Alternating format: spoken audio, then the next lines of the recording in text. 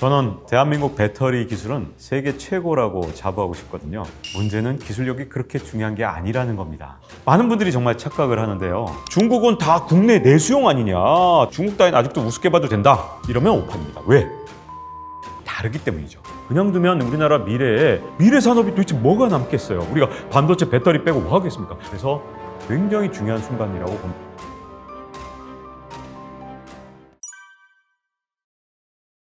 저는 대한민국 배터리 기술은 세계 최고라고 자부하고 싶거든요. 우리가 갖고 있는 이 삼원계 배터리 정말 기술력은 정말 막강합니다. 그리고 중국이 우리나라 따라오는데 이 기술력만은 정말 오래 걸릴 거라고 생각을 하긴 하는데요. 문제는 기술력이 그렇게 중요한 게 아니라는 겁니다. 많은 분들이 정말 착각을 하는데요. 기술력만으로 우리가 이긴다면 진짜 전 세계 배터리 시장 우리가 다 갖게 될 것 같은데, 최근에 기사 나오는 거 보면 중국의 약진이 만만치 않잖아요. 이게 도대체 어떻게 된 거지? 라는 궁금함이 들 것 같습니다. 근데 바로 이런 사례를 한번 들고 싶어요. 혹시 영문 자판을 한번 쳐보신 분들이 있는지 모르겠는데, 우리가 쓰고 있는 자판을 쿼티 자판이라고 합니다. 이 쿼티 자판이라는 게 어떻게 탄생하게 되는지 알면 일종의 이 자판은 저주와 같다는 걸 알게 됩니다. 왜냐하면 옛날에 이 기계식 타이프라이터가 진짜 성능이 떨어졌어요. 그래서 그때 이제 타자수, 이분들은 이제 직업이 이제 타자 치는 분들이었던 그런 분들이 옛날에 정말 많았거든요. 옛날에 이제 미국에서 쿼티 자판을 치는데 너무 자판을 빨리 치니까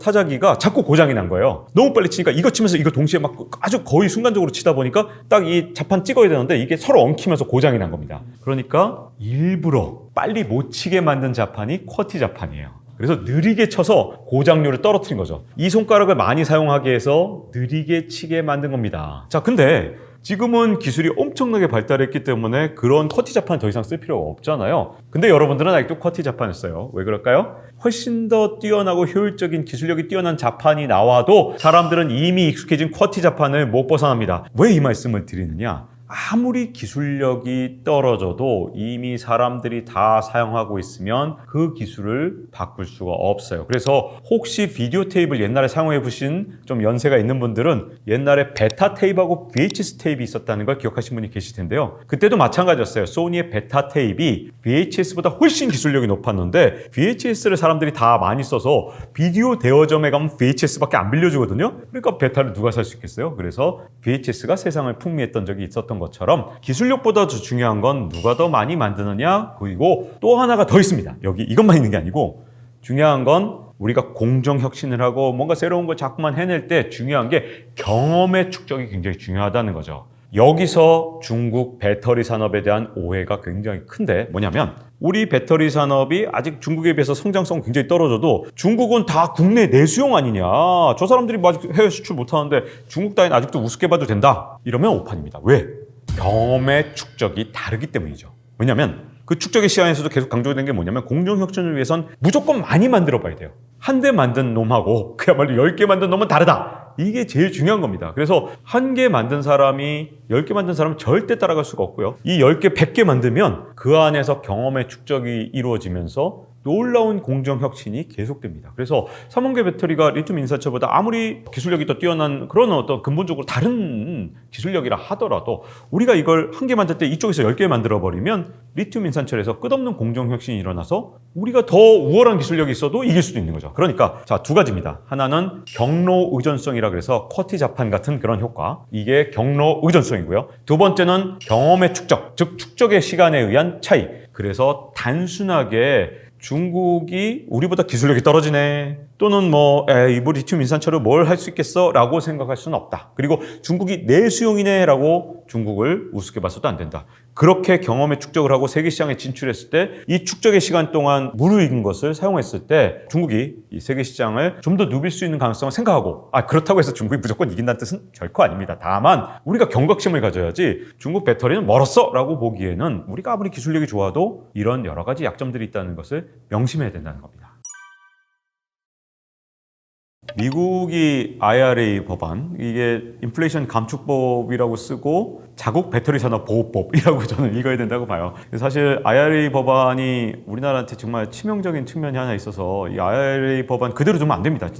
진짜 국력을 기울여서 바꿔야 되는데요. 그 이유가 바로 경험의 축적에 있습니다. 자, 지금 대한민국은 어쨌든 뭐 중국보다는 경험의 축적이 좀 낮다 하더라도 전 세계에서 중국을 제외하면 이 축적의 시간이 굉장히 길었기 때문에 대한민국의 삼원계 배터리 기술력 그리고 전체 배터리 산업에서의 기술력은 굉장하고 그동안 공정 혁신을 만들 수 있는 다양한 기반들을 만들어 왔던 게 맞는데요. IRA 법안이 뭘 원하느냐 하면 바로 이 축적의 시간을 미국 것으로 바꾸려는 법안입니다. 왜 그러냐면 이 법안의 내용을 잘 이렇게 뜯어보면 우리나라에서 장사를 하고 싶으면 우리나라에 공장을 지어라. 이게 IRA 법안인 거예요. 그러면 앞으로 우리나라 기업들이 이제 배터리 기업이든 아니면 전기차 기업이든 뭐 좋든 싫든 미국에 공장을 짓는 게 아무래도 미국에서 장사를 하는데 훨씬 좋기 때문에 여러 가지 이유로 이제 미국에 공장을 짓게 됩니다. 그러면 이 과정에서 우리가 그동안 축적을 해왔던 경험을 미국에 그냥 쉽게 주는 거죠. 헐값에 주는 겁니다. 방법이 없으니까. 그리고 또 한 가지는 이제 앞으로 경험의 축적을 어느 나라 땅에서 하게 될 것인지 잘 생각해 보세요.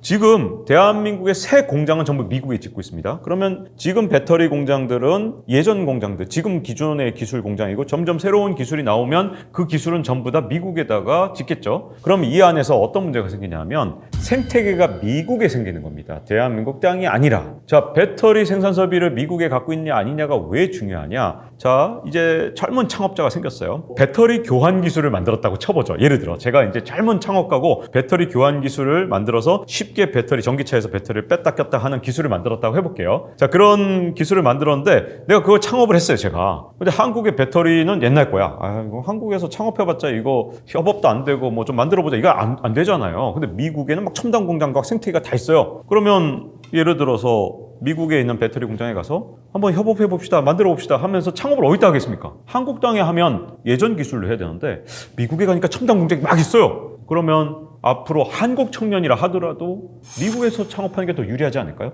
자, 이건 이제 아주 단적인 예인데 이 생태계가 한번 만들어지면 이 관계되는 이 배터리로 만들 수 있는 수많은 온갖 첨단 산업들, 부가가치들이 어디서 발생하고 어디서 만들어지고 점점 더 커나가느냐? 그 생태계가 미국에 만들어지는 겁니다. 자, 그러면 대한민국 청년들 입장에서 생각해 볼게요. 대한민국 청년들은 여기서 연봉 많이 주는 직장들은 어딥니까? 첨단 공장, 삼성전자 취직하고 LG 엔솔 같은 데 취직을 해야 연봉 제일 많이 주잖아요. 자, 그 직장 다 미국으로 가죠. 그리고 여기서 창업을 할 수 있는 기회도 미국으로 가죠. 그러면 대한민국 청년들의 미래가 위협받게 되는 거죠. 그래서 IRA 법안이 LG 엔솔에 분리해서 LG 엔솔 주가를 떨어뜨릴 거냐? 그거는 그렇지 않을 가능성이 더 크다고 봐요. 그 자체는. 왜냐면 미국에 공장 지어서 잘 돌리면 되니까. 그런데 대한민국 청년과 그다음에 대한민국 경제의 미래에는 치명적이냐? 치명적입니다. 그냥 두면 우리나라 미래에 미래 산업이 도대체 뭐가 남겠어요? 우리가 반도체 배터리 빼고 뭐 하겠습니까? 반도체는 반도체 지원법으로 지금 미국이 다 싹쓸이 해가는 판인데 여기다 IRA로 배터리랑 전기차까지 다 미국으로 옮겨간다? 그러면 이 안의 생태계, 앞으로 자율주행 생태계도 다 미국으로 갈 거고 전기차를 베이스로 한 생태계가 다 미국으로 간다면 우리가 앞으로 청년들을 위해서 뭘 준비할 수 있을까요? 그래서 굉장히 중요한 순간이라고 봅니다. 지금 아직 IRA가 시작됐을 때 대한민국을 지켜야 됩니다. 원래 주가가 계속 상승할 때 한 번 이렇게 주도주가 만들어지면 이 주도 종목이 크게 바뀌는 일이 없거든요. 근데 진짜 주의해야 되겠습니다. 주가가 한번 조정 기간을 거치고 난 다음엔 주도 종목이 바뀌거나 세상을 이끌어가는 섹터가 완전히 바뀔 때가 많거든요. 이 부분에 있어서 조심해야 되는 게 뭐냐면 예를 들어 뭐 특정 기업, 예를 들어 특정 플랫폼 기업이라든가 아니면 자율주행을 선도하던 기업이 있었다. 예를 들어서 그런 기업이 그러면 시장이 바뀐 다음에도 또 그럴 것이냐? 아예 제로 베이스로 보셔야 돼요. 그러니까 과거에 잘 나갔던 기업, 그 섹터가 정말 잘 나갔으니까 앞으로도 잘 나갈 것이냐? 이런 식으로 보시면 큰일 납니다. 그래서 주가가 떨어졌으니까 야, 이거 사야지. 내가 그동안 보고 있었는데 쟤를 내가 안 사고 있어갖고 억울했는데 얘를 사야지? 이게 초반 대하락장에선 다시 반등을 합니다. 왜냐하면 낙폭이 크니까. 그런 다음에 이게 대세 상승으로 넘어가느냐는 사실 불분명한 거예요. 그리고 주도주는 대체로 거의 다 바뀌어왔습니다. 그래서 한번 이런 급락 장세가 오고 할 때 아예 새로운 시각으로 새로운 주도주를 찾아야 되고요. 그런 것들이 시장에 거대한 변화를 만들어내기 때문에 이게 굉장히 새로운 마인드로 볼 필요가 있는데 다만 그러면 앞으로 어떻게 될 것이냐? 저는 물론 이제 그런 기업들 지금까지 주도했던 플랫폼이든 자율주행이든 전기차 업체든 이런 기업들 미국 같은 경우에 진짜 세상을 막 거의 다 바꿔놓을 것처럼 그렇게 막 큰 소리 쳤던 기업들, 물론 그 기업들이 뭐 망하지 않고 계속 잘 나갈 수도 있겠지만 적어도 저는 예전과 달리 새로운 상승장에선 전 균형이 좀 이루어질 거라고 보거든요. 어떤 방식의 균형이냐면 그렇게 정말 놀라운 성장성을 기대하고 주가가 그 기업 실적에 비해서 어마어마했던 기업들은 사실 이번 조정 과정에서 조금 더 큰 조정을 받을 가능성이 있고, 물론 데드캣 바운스가 계속 있기 때문에 반등할 때 또 미친 듯이 올랐다가 다시 또 조정을 받는 이런 식으로 아마 움직일 겁니다. 근데 다음번에 이제 새로운 시장을 주도할 것 중에 하나가 인플레이션이 완전히 끝난다면 모르겠지만 그렇지 않다면 인플레이션 국면에서는 결국은 우리가 생존을 위해서 정말 필수적인 그런 산업들이 다시 주목을 받을 가능성이 있다는 겁니다. 그래서 만약에 이번 상승 국면에서 인플레이션이 파월 의장이 원래 목표한 대로 2% 이내까지 떨어진다면 다시 반도체든 뭐 아니면 뭐 엔비디아 같은 그런 기업들처럼 뭐 그런 식의 설계 회사든 아니면 플랫폼이든 전기차든 자율주행이든 이쪽으로 다시 갈 수도 있지만, 만약에 생각보다 물가가 잘 잡히지 않고 금리도 어느 정도 수준까지 유지한다면 우리가 그동안 무시했던 에너지라든가 아니면 먹고 사는 게 진짜로 관련되어 있는 그런 필수적인 그런 어떤 우리의 삶을 규정하는 산업들과의 균형과 형평이 좀 바뀌면서 저평가됐던 영역이 올라가고, 그 다음에 그동안 고평가됐던 경우는 낮아질 가능성이 조금 있습니다. 그 얘기에 대해서 조금만 더 부연 설명을 드리면요, 우리가 자율주행 하나를 놓고 볼게요. 자, 이제 그동안 자율주행 업체들이 정말 우후죽순 생겼고, 그리고 자율주행차들이 등장하면서 항상 주장을 했죠. 2020년만 돼봐라,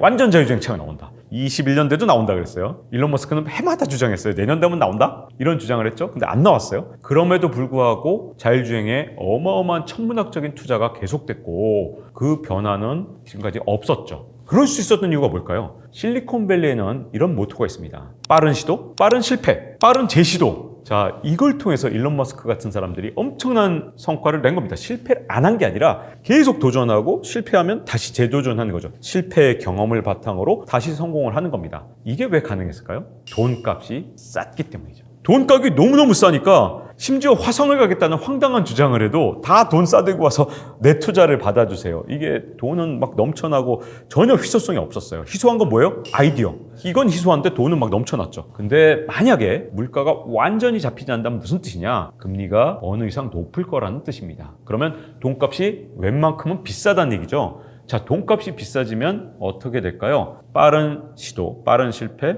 재시도가 쉽지 않습니다. 자, 지금까지 세상을 주도했던 모든 기업들 최근 한 7, 8년 동안은 이 돈값이 워낙 쌌기 때문에 이걸 통해서 새로운 혁신을 끝없이 도전하고 그러면서 플랫폼 기업이나 이런 전기차 업체, 자율주행 업체들이 막 날아다녔던 건데, 이 돈값의 향방이 바뀌게 되면 어떤 문제가 생기느냐? 최근에 자율주행 업체들, 포드 같은 데들이 자꾸 포기하고 이런 모습들이 보여요. 그 이유가 뭐냐면 돈값이 비싸서 옛날하고 달라졌기 때문이에요. 그러면 혁신의 속도는 당연히 더뎌지고, 이런 기업들 군보단 이 혁신에 대한 기대보다는 아마도 물가가 계속 오르고 그 다음에 이것 때문에 금리가 계속 돈값이 비싸지면 먹고 사는 문제에 조금 더 연관이 되고, 그러면 전통적인 에너지 이쪽으로 무게추가 바뀌어갈 겁니다. 다만 지금 이 시점에선 파월 연준 의장이 물가를 완전히 잡을 수 있는지 없는지 모르잖아요. 근데 만약에 올 연말에 완화적인 태도로 바뀐다, 그래서 물가를 완벽하게 잡지 못한다라면 아마도 주도주는 바뀔 수도 있습니다. 자, 이거는 제가 수많은 주도주가 바뀌는 거에 대한 예를 하나 들었을 뿐입니다. 아직은 몰라요. 왜? 진짜 본격적인 정말 대세 상승장이 시작되면 한 6, 7년 가거든요. 그 대세 시장, 상승장의 초입에서 다시 판단해야 됩니다. 지금 제가 갖고 있는 생각은 지금의 정보로 끝난 거고요. 대세 상승장이 시작되면 최소 6년, 길면 한 10년까지도 갑니다. 그 주도를 누가 할 것이냐는 그때 경제 상황에 맞춰서 다시 우리가 이 경제 상황을 종합적으로 들여다보고 찾아내야지, 과거에 이 주도했던 종목이 또 한다라는 생각만은 반드시 버려야 될 것 같습니다. 우리나라 이제 많은 투자자들이 제일 관심 있는 종목이 삼성전자랑 LG 엔솔 같은데요. 근데 좀 특이한 건 두 기업이 투자에서 갖고 있는 성격이 좀 많이 다릅니다. 삼성전자하고 LG 엔솔이 사실 정반대에 있다 해도 좀 과언이 아닐 정도로 좀 특이하게 다른 측면이 있는데요. 삼성전자의 메모리 반도체만 놓고 봤을 때는 사실 저는 이제 예전 같은 폭풍 성장을 하기에는 좀 어려운 그런 시장이라고 봅니다. 물론 앞으로도 엄청난 속도로 성장하는 건 건 맞는데 이 성장이 일상화된 거예요. 그래서 이 성장을 안 하면 이상한 거고 성장이 아예 익숙해져서 이 산업은 이제는 사실상 조금 이제 성장 자체가 선형 성장을 하는 비선형으로 휙 올라가는 성장이 아닌 선형 성장을 하는 시장으로 좀 바뀌었고요. 그러다 보니 이제 삼성전자에 투자하시는 분들이 앞으로는 뭘 주의해야 되냐면 이렇게 이제 예전처럼 메모리 반도체가 진짜 완전히 이륙을 하는 때에는 언제든 사도도 삼성전자가 끊임없이 주가가 올라가는 모습을 과거에 목격을 하셨겠지만 앞으로 삼성전자는 계속해서 이 반도체 시장의 출렁거림에 따라서 주가도 같이 출렁거리는 그런 주식이라고 밖에는 안타깝게 말할 수가 없고요. 물론 그 출렁거리는 속에서 계속 올라가겠지만 문제는 투자자분들이 보통 1년, 2년 주가가 막 떨어지거나 올라갈 때 사실 견디기가 진짜 힘들어요. 그래서 이런 사이클 산업, 이런 사이클 산업은 초보 투자자들이 투자하기가 굉장히 어렵거든요. 그래서 삼성전자를 투자하는 게 예전처럼 막 사놓으면 10년 뒤, 20년 뒤에 무조건 성장해 있는 산업이라기보다는 사이클에 따라 굉장히 진폭이 큰 시장이 될 것이다 라고 보여지고요. 삼성전자가 만약에 시스템 반도체에서 TSMC의 시장 점유율을 조금씩 뺏어오기 시작하는 그런 날이 언젠가 온다면 다시 삼성전자를 과거와 같은 성장 산업으로 진짜 이제 앞으로 정말 해볼 만한 기업으로 생각해도 될 것 같습니다. 다만 삼성전자가 TSMC의 시장을 뺏어올 것이냐는 현재로서는 아직은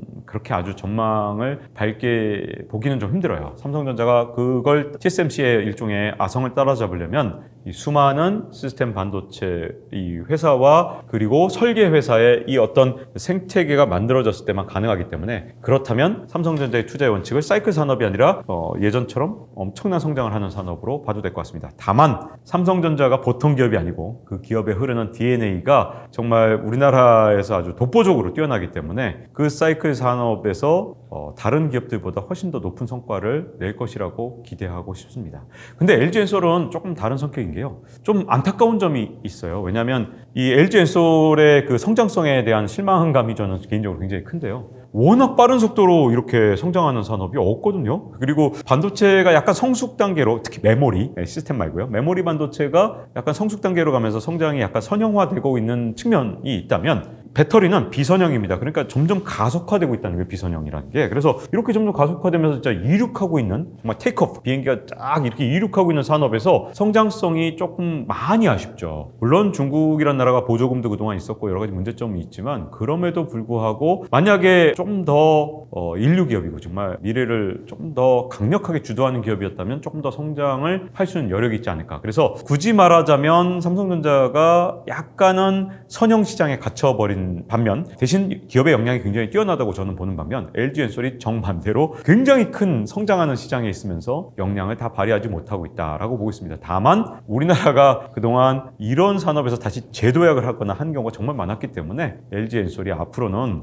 좀 더 정체된 모습보다는 정말 그 산업의 성장 속도에 맞게 정말 대변신을 시도해서 정말 진취적인 기업으로 그 시장을 선도하는 기업으로 좀 변신을 좀 하는 걸 좀 기대하고 싶거든요. 자, 그런 측면에서 주식 투자를 할 때 두 기업이 양대 기업에 속하지만 투자하는 방식은 거기에 맞춰서 해야 된다. 그래서 둘 다 좋은 기업이고 둘 다 대단한 기업이지만 그 산업과 그 기업의 특징, DNA를 정확하게 이해하고 투자를 좀 할 필요가 있지 않을까 싶습니다.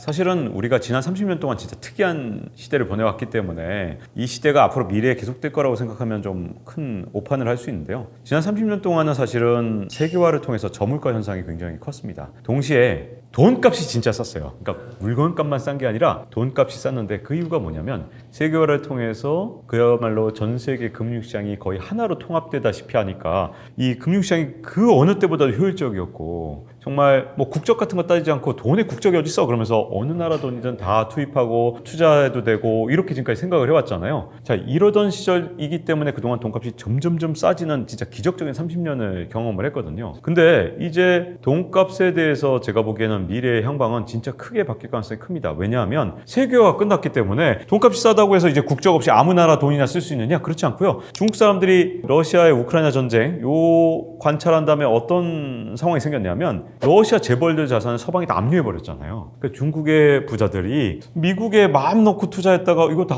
만약에 중국 정부가 나도 모르게 막 갑자기 대만 침공해버리고 압류당하면 어떡하지? 이런 걱정들이 생기기 시작하면서 이 금융시장의 효율성이 예전보다 훨씬 떨어졌어요. 그러면 돈값이 예전보다 올라갈 가능성이 크다는 거죠. 물론 지금 당장은 워낙 금리가 빠른 속도로 올랐기 때문에 조정을 받을 가능성이 크지만 그 뒤에 장기적으로 돈값이 옛날처럼 저금리가 되지 않습니다. 자, 그렇게 돈값이 비싸지면 새로운 혁신을 통해서 새로운 창업이 일어나고 이런 게 예전만큼 활발해지지 않을 수가 있고요. 그 과정에서 기존 기업들의 영향력이 커지고 이들의 독점성이 더 강화될 가능성이 큽니다. 그래서 이미 어떤 이윤을 만들어내고 창출하고 이런 어떤 업종에서 좀 더 그 업종 내에서 굉장히 강력한 힘을 갖고 있고 이미 이윤을 창출하고 현금 창출 흐름 능력이 굉장히 큰 기업들이 계속해서 더 투자를 할 수 있고 아무것도 없던 기업이 갑자기 시장에 진입해서 따라잡기 굉장히 힘든 시장이 될 가능성이 커요. 그래서 역전이나 이런 것들이 좀 더 활발한 시장이기보다는 기존의 강자에 조금 더 힘이 몰리는 그런 시장이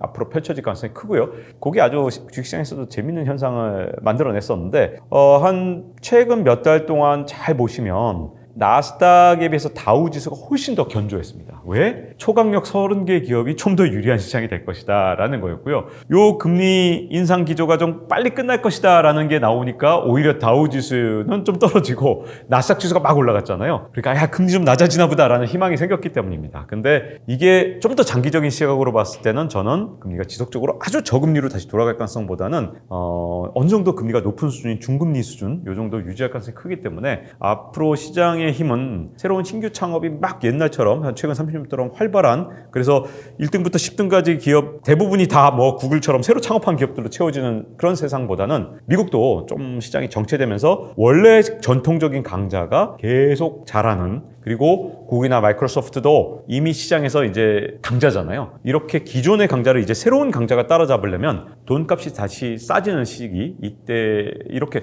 시장의 변화가 있어야 또 변화가 있고요. 기존의 강자들의 시장 영향력, 지배력이 조금 더 커지는 그런 아주 시장에 조금 다른 변화가 있을 가능성이 큽니다. 사실 그동안 유튜브 방송 많이 했습니다만 이런 방식으로 처음 해봤거든요. 그래서 이렇게 시청자분들을 만나 뵙는 게 처음이라 좀 설레기도 하고요. 어떻게 봐주셨을지 궁금하기도 합니다. 끝까지 이렇게 들어주신 분들한테 정말 감사드리고요. 좋은 기회 주셔서 감사드립니다.